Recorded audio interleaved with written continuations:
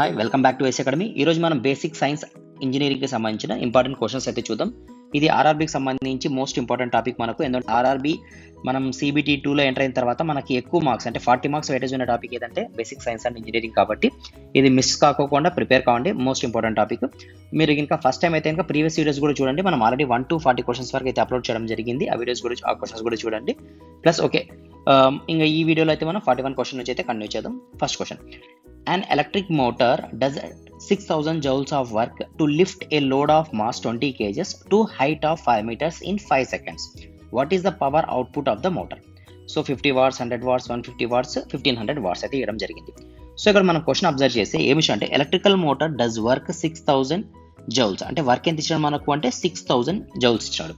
Lift the load of mass ఎంత ఇచ్చినాడు మనకు అంటే 20 kgs ఇచ్చినాడు. తర్వాత హైట్ ఎంత హైట్ నుంచి అంటే 5 meters. టైం ఇచ్చినాడు మనకు 4 seconds. ఇట్లా గివెన్ డేటా అయితే రఫ్గా రాసుకుందాం. ఫస్ట్ ఏం కనుక్కోమన్నాడు మనల్ని? పవర్ని కనుక్కోమన్నాడు. సో పవర్ కనుక్కోవాలంటే ఫార్ములా ఏముంది? వర్క్ డన్ బై టైం, అంతేనా? సో వర్క్ డన్ మనకు క్లియర్గా ఇచ్చేసినాడు కదా 6000 అని. అవును. నెక్స్ట్ టైం ఎంత ఇచ్చినాడు మనకు? 4 seconds ఇచ్చాడు. సో 4 1s 4 4 4 5 20 0 0 అంటే ఎంత వచ్చింది మనకు ఆన్సర్? 1500 వచ్చింది. సో 1500 ఏంది? Joule per second. కాబట్టి మనం ఏం రాస్తాం? జౌల్ పర్ సెకండ్ని వాట్ రాస్తాం. అంటే 1500 వాట్స్. 1500 వాట్స్ ఎక్కడుంది మనకు? ఆప్షన్ నెంబర్ డీలో ఉంది. మరి మాస్ హైట్ ఎందుకు ఇచ్చినాడు సార్ అంటే ఇది ఎక్స్ట్రా డేటా ఇచ్చినాడు మనకు, మనల్ని కన్ఫ్యూజ్ చేసేకి. సో మనం అర్థం చేసుకోవాల్సింది ఏమంటే పవర్ అంటే వర్క్ డన్ బై టైం. కాబట్టి work done by time formula రాస్తే పవర్ వస్తుంది. క్లియర్ కదా? సరే, నెక్స్ట్ క్వశ్చన్ చూద్దాం. An ideal gas at 3 atmospheric pressure and 27 degrees centigrade occupy the volume of 4 liters. If the pressure is increased to 6 atmosphere while the temperature remaining constant, what will be the new volume? ఇక్కడ ఏమి ఇచ్చాడు అంటే మనకు pressure ఇచ్చినాడు. First pressure 3 atmospheric pressure ఇచ్చినాడు. తర్వాత temperature ఇవ్వడం జరిగింది 27 degrees centigrade. అదేవిధంగా వాల్యూమ్ ఇచ్చినాడు 4 liters అని. ప్రెజర్ ఇంక్రీజ్ టు 6 atmosphere అంటే ప్రెజర్ ఇంక్రీజ్ అయింది అంటే దీన్ని P2 అనుకుందాం. ఇనిషియల్ స్టేజ్ని P1 అనుకుందాం. T1 V1. P2 వాల్యూ ఎంత ఇచ్చినాడు? 6 atmospheric ప్రెజర్ ఇచ్చినాడు. సో టెంపరేచర్ రిమైన్స్ కాన్స్టాంట్ అన్నాడు. మనల్ని ఏం కనుక్కోమన్నాడు అంటే ఫైనల్ వాల్యూమ్ని కనుక్కోమన్నాడు. సో ఫార్ములా ఏముంది? మనతో basic formula P1 V1 by T1 is equal to P2 V2 by T2 real gas equation. దీంట్లో మనకి ఏమని చెప్పినాడా? కాన్స్టాంట్ టెంపరేచర్ అన్నాడు. సో నెగ్లెక్ట్ చేద్దాం. ఇంకా రిమైనింగ్ ఏం మిగిలింది? P1 V1 is equal to P2 V2 formula. ఈ ఫార్ములాలో మనం ఎవరిని ఫైండ్ అవుట్ చేయాలా? V2ని ఫైండ్ అవుట్ చేయాలి. సో V2ని ఫైండ్ అవుట్ చేయాలి కాబట్టి వీటిని పక్కన పెడితే P2 ఈ సైడ్ వస్తుంది. So V2 is equal to formula ఏమైంది? P1 V1 by P2. P1 value ఎంత? 3. V1 వాల్యూ ఎంత? 4 liters. P2 వాల్యూ ఎంత ఉంది? 6. So 3 1s 3 2s 2 1s 2 2s. Answer ఎంత వచ్చింది? V2 value 2 liters. ఎక్కడుంది మనకు? Option number A is the right answer, 2 liters. Clear కదా? సో రియల్ గ్యాస్ ఈక్వేషన్ నుంచి మనకు కావాల్సిన ఈ ఫార్ములాకి అంటే ఈ గివెన్ డేటాకి సంబంధించిన ఫార్ములాని డిరైవ్ చేసి సబ్స్టిట్యూట్ చేయాలి. బేసిక్ కాన్సెప్ట్ నుంచి రండి, డైరెక్ట్ ఫార్ములా దగ్గరికి వెళ్ళిపోదండి. కాన్స్టెంట్ టెంపరేచర్ అంటే ఈ ఫార్ములా తీసుకోవడం అలా కన్ఫ్యూజ్ కాదండి. బేసిక్ ఫార్ములా నుంచి మనకి ఇచ్చిన గివెన్ డేటా బేస్ చేసుకొని మనం ఫైండ్ అవుట్ చేయాల్సిన వాల్యూని ఫైండ్ అవుట్ చేద్దాం. Okay, clear? సరే, నెక్స్ట్ క్వశ్చన్ పోదాం. What is the formula for calculating density? Density అంటే ఏంది? సింబల్ ఏది యూజ్ చేస్తాం? రో యూజ్ చేస్తాం. Mass by volume. ఏమి ఇచ్చినాడు చూద్దాం. Density mass by volume, yes correct answer. Density volume by mass, wrong answer. Density force by area. Actual force by area అంటే ఏంది? F is equal to MA కదా. F is equal to MA. చాలా మంది ఏమనుకుంటారంటే F by A is equal to M అనుకుంటారు. ఇది mass, ఇది area కాదు, ఇది యాక్సిలరేషన్. సో మనకి ఇక్కడ అర్థం కావాల్సింది అంటే ఫోర్స్ బై ఏరియాని ఏం రాస్తామంటే మనం ప్రెజర్ కింద తీసుకుంటాం. Force by area nothing but pressure. F is equal to MAలో M అంటే మాస్, E అంటే యాక్సిలరేషన్ డ్యూ టు గ్రావిటీ. అర్థమైంది కదా? తర్వాత డెన్సిటీ యాక్సిలరేషన్ బై టైం ఇచ్చినాడు. యాక్సిలరేషన్ బై టైం అంటే ఏంటి? సో ఇది కూడా మీకు చాలా important topic. For example distance by time తీసుకుంటే దాన్ని ఏమంటాం? వెలాసిటీ అంటాం. అదే వెలాసిటీ బై టైం తీసుకుంటే దాన్ని యాక్సిలరేషన్ అంటాం. యాక్సిలరేషన్ బై టైం తీసుకుంటే దాన్ని జర్క్ అంటాం. Velocity, acceleration, jerk most important topics. మనకి 99% ఈ ఏరియా నుంచి ఒక క్వశ్చన్ అయితే కన్ఫర్మ్ వస్తుంది ఆర్ఆర్బీకి సంబంధించి. ఓకే, సరే, ఓవరాల్గా అర్థమైంది కదా? డెన్సిటీ అంటే మాస్ బై వాల్యూమ్. సరే, నెక్స్ట్ క్వశ్చన్ చూద్దాం. Which device is used to step up or step down the voltage in electrical circuits? రెసిస్టరా, ట్రాన్స్ఫార్మరా, డయోడా, ఇండక్టరా? So right answer transformer. Step అప్ని స్టెప్ డౌన్ యూజ్ చేసేది ట్రాన్స్ఫార్మర్. ఈ రెసిస్టర్ అంటే ఏంది? డయోడ్ ఏంది? ఇండక్టర్ ఏంది? మనం ఆల్రెడీ ప్రీవియస్ క్లాసెస్లో దీని గురించి డీటెయిల్గా డిస్కస్ చేసాం కాబట్టి ఇక్కడ మరి మీ టైం వేస్ట్ అయితే చేయండి. నేను మీరు ఒకసారి అయితే అక్కడ చూడండి. Okay, next question. Which phenomenon causes a sudden brief increases in voltage when circuit is interrupted? So voltage surge అంటామా, షార్ట్ సర్క్యూట్ అంటామా, ఎలక్ట్రోమాగ్నెటిక్ ఇండక్షన్ అంటామా, వోల్టేజ్ స్పైక్ అంటామా? The phenomena causes the sudden brief increases of voltage. ఏమంటాం? Voltage spike అంటాం. Option number D is the right answer. Okay, clear. Next question. What is a carbon footprint in the context of environmental impact?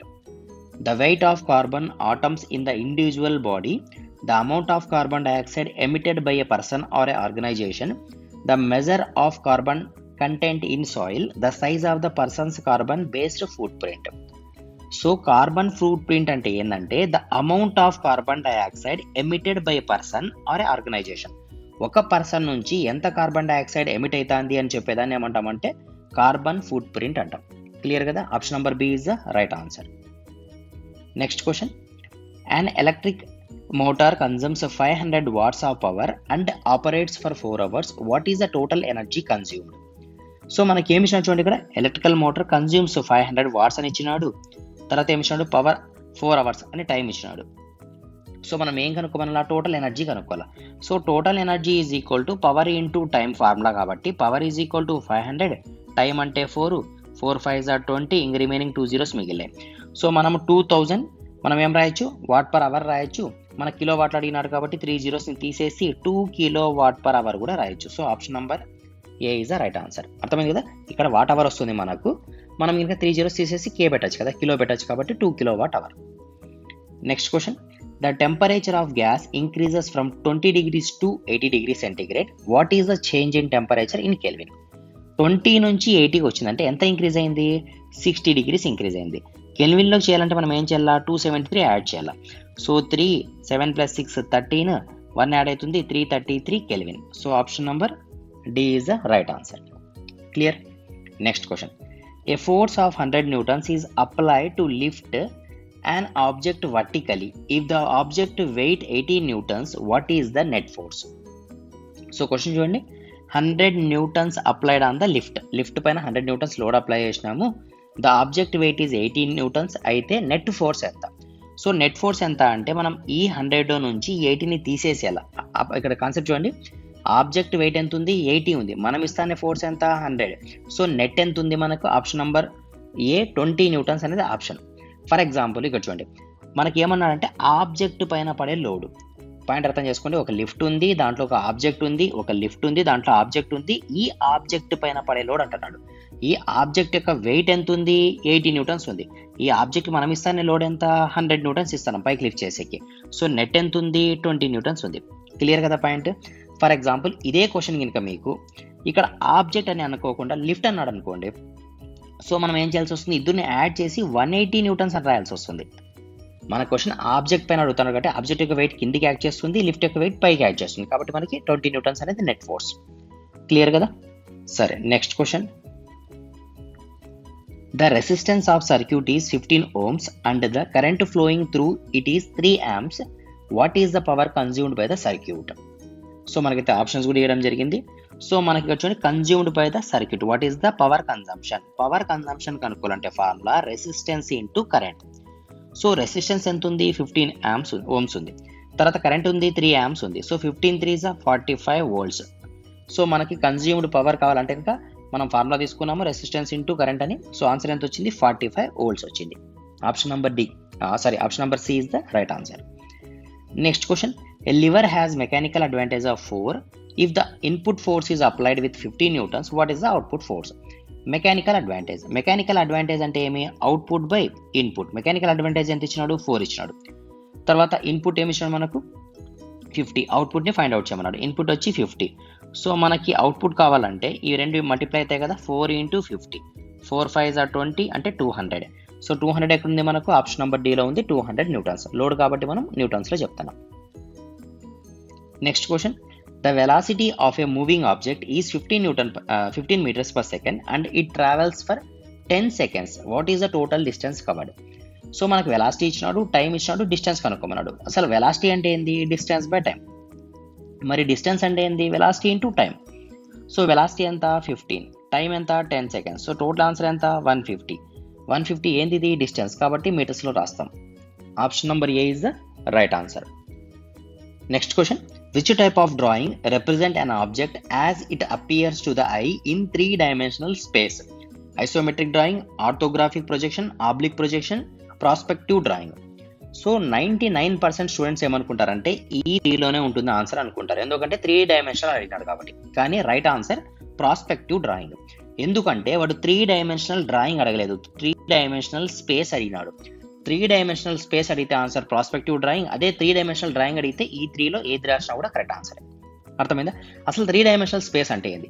3-dimensional drawing అంటే for example మనం ఒక క్యూబ్ని draw చేయాలనుకున్నాం అనుకోండి, ఎలా draw చేస్తాం చూడండి, ఇలా ఒక క్యూబ్ని తీసుకొని ఇలా డ్రా చేస్తాం, అంతేనా? ఇది ఒక క్యూబ్. అలా కాకోకుండా 3-dimensional స్పేస్లో దీన్ని చూపించాలంటే ఎలా పోతుంది అంటే, ఫర్ ఎగ్జాంపుల్ మనం కొంచెం బ్యాక్ సైడ్ అంటే కొంచెం దూరం ఉన్న క్యూబ్ని చూడాలనుకుంటే ఆ క్యూబ్ ఎలా కనిపిస్తుందో చూద్దామా మనం? ఇలా కనిపిస్తుంది. ఇంకా కొంచెం దూరం వెళ్ళిపోతే అర్థమైందా? అంటే ఇక్కడ పాయింట్ ఏమి, మనకు అర్థం కావాల్సిన పాయింట్ ఏమంటే, మనం ఇక్కడ నుంచి చూసేటప్పుడు ఇలా మన ఐ పాయింట్లో చూసినప్పుడు ఇలా దూరం పోయినప్పుడు చిన్నగా కనిపిస్తుంది స్పేస్లో, 3-dimensional స్పేస్లో. ఈ ప్రొజెక్షన్ ఏమంటామంటే ప్రాస్పెక్టివ్ ప్రొజెక్షన్ డ్రాయింగ్ అంటాము, లేదంటే ప్రాస్పెక్టివ్ డ్రాయింగ్ అంటాం. క్లియర్ కదా? సో మనం 3-dimensional స్పేస్లో చూసినప్పుడు వచ్చేదాన్ని ప్రాస్పెక్టివ్ డ్రాయింగ్ అంటాము. 3-dimensional డయాగ్రామ్ అంటే అది ఐసోమెట్రిక్ కావచ్చు, ఆర్థోగ్రాఫిక్ కావచ్చు, ఆబ్లిక్ కావచ్చు, ఏదైనా కరెక్ట్ అవుతుంది. ఓకే, సరే నెక్స్ట్ క్వశ్చన్ చూద్దాం. A transformer has 200 tons in its primary coil and 800 tons in secondary coil. If the primary voltage is 120 volts, what is the secondary voltage? So మనకు తెలుసు కదా, transformer అంటేనే దాంట్లో ఏముంటాయి, ప్రైమరీ ఒకటి, తర్వాత సెకండరీ ఒకటి, కాయిల్స్ ఉంటాయి, సర్క్యూట్స్ ఉంటాయి. సో ఇది మనకు సంబంధించిన వోల్టేజ్ కూడా దానిపైన డిపెండ్ అయి ఉంటుంది. వోల్టేజ్ రిలేషన్స్ కూడా ఎలా అంటే కనుక, ఫర్ ఎగ్జాంపుల్ మనం voltage ratio is equal to దాని యొక్క టర్మ్స్ రేషియో కింద తీసుకోవచ్చు, దాని యొక్క కాయిల్ యొక్క టర్మ్స్ రేషియో కింద. సో మనకేం కావాలా, టర్మ్స్ రేషియో ఏమి ఇచ్చినాడు చూడండి, ఇక్కడ మనకి ఫస్ట్ టర్మ్స్ రేషియో 200/800 ఇచ్చినాడు. అదే వోల్టేజ్ కింద తీసుకుంటే ఫస్ట్ వోల్టేజ్ ఎంత ఇచ్చినాడు, ప్రైమరీ 120/V2, అంతేనా? సో 2 zeros క్యాన్సిల్ చేద్దాం, 2 1s 2 4s. సో మనకేమొచ్చింది ఇక్కడ ఆన్సర్ చూడండి, 120/V2 వచ్చింది, 1/4. సో దీన్ని క్రాస్ మల్టిప్లై చేసుకుంటే 120 × 4 is equal to V2. So 12 4s 48, 480 volts అనేది ఆన్సర్. Option number C is the right answer, 480 volts. Clear కదా? సో ఇది ఇంపార్టెంట్ క్వశ్చన్ చూడండి. ఇక్కడ మనకి ఏమి చేసినామంటే ఇంకా మొత్తం voltage ratio is equal to terms ratio. ఇది ట్రాన్స్ఫార్మర్స్లో ఇంపార్టెంట్ టాపిక్. సరే నెక్స్ట్ అంటే లాస్ట్ క్వశ్చన్ ఈ వీడియోలో. An object has a mass of 5 kgs and it's subjected to an acceleration of 2 meters per second square. What force is acting on the object? So మనకి ఏమి ఇచ్చినాడు ఇక్కడ, మనకి first mass ఇవ్వడం జరిగింది 5 kgs అని, తర్వాత ఏమి ఇచ్చినాడు, యాక్సిలరేషన్ ఇచ్చినాడు 2 meters per second square. ఏం కనుక్కోమన్నాడు, ఫోర్స్ను కనుక్కోమన్నాడు. So first of all F is equal to MA అనే ఫార్ములా మనం 9th 10th క్లాస్ నుంచి నేర్చుకుంటూ వచ్చింటాం కదా, F is equal to MA. So వేరే M is equal to mass అని తెలుసు, ఏ అంటే యాక్సిలరేషన్ తెలుసు, రెండు ఇచ్చినాడు మనకు. So mass value 5, acceleration 2 meters per second square. So total value ఎంత వచ్చింది, 5 2s 10 newtons. ఎక్కడుంది మనకు, ఆప్షన్ నెంబర్ ఏలో ఉంది 10 newtons. ఓకే, క్లియర్ కదా? So basic science and engineering చాలా ఇంపార్టెంట్ టాపిక్ మనకు, కాబట్టి మిస్ కాకుండా డీటెయిల్గా చదువుకోండి, నీట్గా చదువుకోండి. ఓవరాల్గా మీకు వీడియో కనుక నచ్చితే కనుక లైక్ చేయండి. ఇలాంటి అప్డేట్స్ కావాలనుకుంటే ఛానల్ మిస్ చేయకుండా సబ్స్క్రైబ్ చేసుకోండి. ప్యారల్గా మీ కోర్సెస్ కూడా యాప్లో అవైలబుల్ ఉన్నాయి. యాప్కి సంబంధించిన లింక్ కూడా నేను డిస్క్రిప్షన్లో ఇస్తాను. ఓకే, మీకు కావాలనుకుంటే జాయిన్ కావచ్చు. Okay, thank you.